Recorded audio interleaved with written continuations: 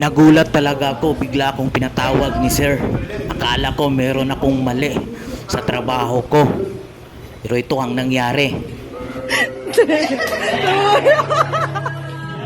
Birthday prank pala niya.